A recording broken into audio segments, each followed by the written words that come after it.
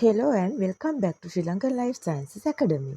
In today's lesson, we are diving into lesson 9 from topic 4. Our focus today, population, community, habitat and ecosystem. Let's explore the building blocks of life in nature and how they are all interconnected. By the end of this lesson, you will be able to define and understand the terms population, community, habitat, and ecosystem.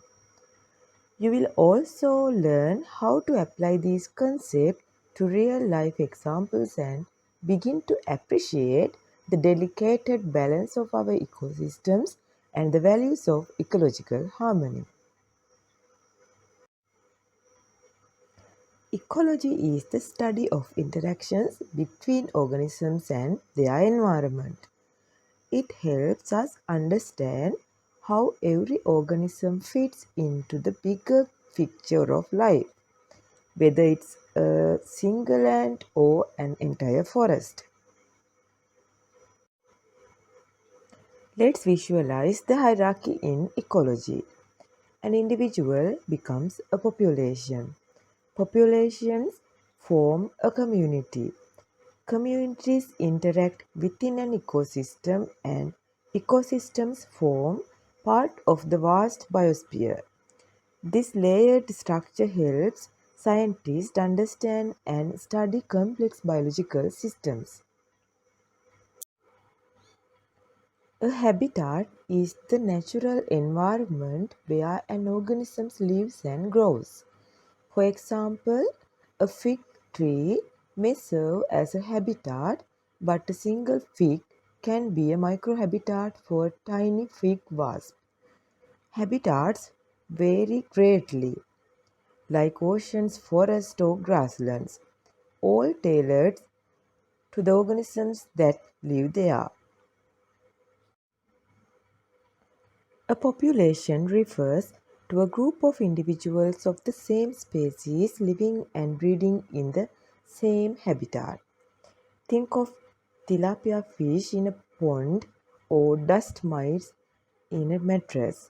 They form a population because they share a space and reproduce together. A community includes all the populations of different species living in a habitat at the same time. These organisms interact in many ways through food chains, shelter, and reproduction, forming a dynamic and interconnected web of life. An ecosystem is the combination of a community and its physical environment.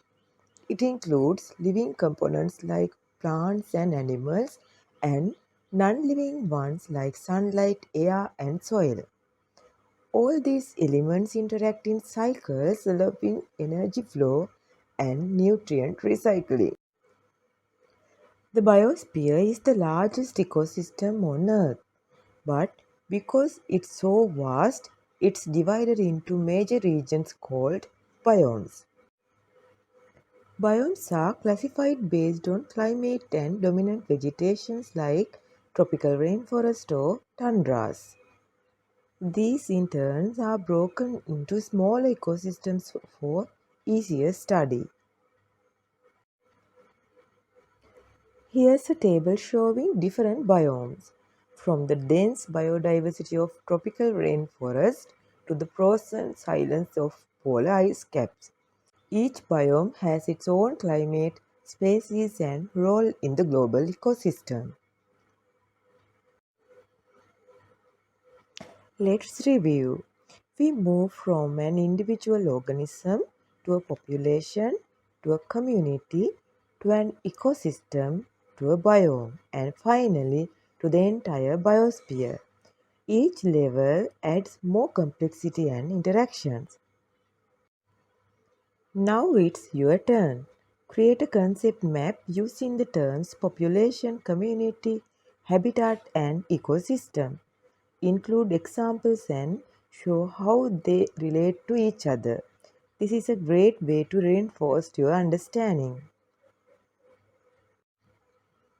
Let's look at the following images. Can you identify the populations, communities, and habitats in each? Think critically and apply what you have just learned.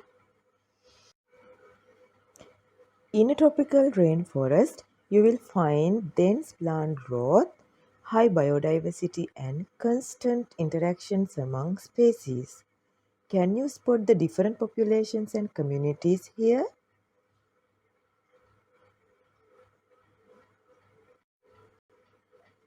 Coral reefs are bustling underwater ecosystems.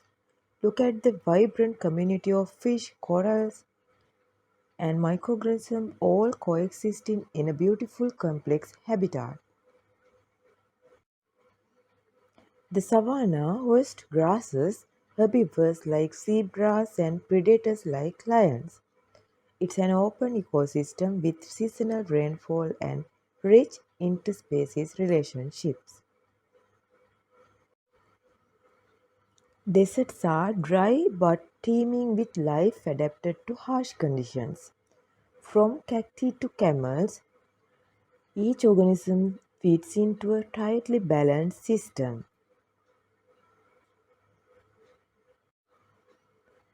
Cold, treeless, and with frozen soil, tundras support life such as mosses, lichens, and Arctic foxes. Despite extreme conditions, ecosystems here still function with remarkable efficiency. Thanks for joining us today at Sri Lankan Life Sciences Academy. If you found this lesson helpful, give us a thumbs up, subscribe for more IAL biology lessons, and don't forget to comment below your concept map or answers to the activity. See you in the next lesson.